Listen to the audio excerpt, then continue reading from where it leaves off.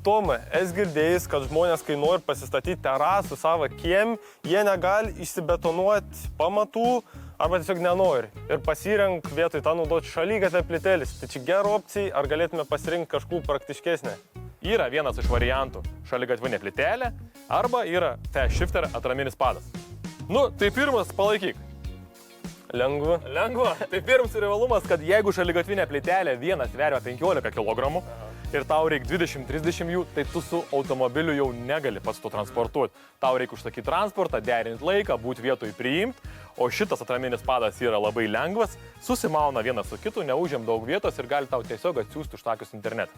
Tai patogu, a kitas būdas parodysiu tau. Pritūpkit.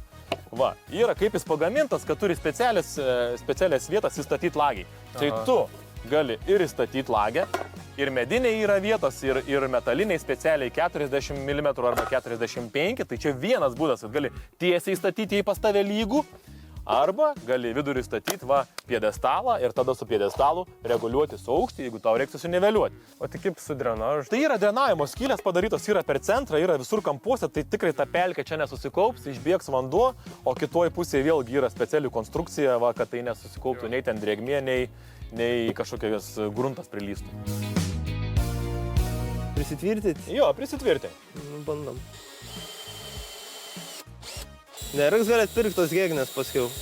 Nu, žiūrėsi, man kiek sugadint gali. Nu va, ledus. Ledus, nu va, eik prie kito, prisitvirtink, o paskui jau susireguliuosim tą aukštį. Tai va dabar tau ta vieta stovi, neprisukta, nu tai tu pasileidai į apačią tą aukštį. Kiek tie atraminė padas svorį atlaiko, nes aš galvoju, tu terasų, žinai, prie karvių gardą statyti ir jeigu netyč koks haris užlipsus ten 900 sveria, atlaikys tą terasą ar ne?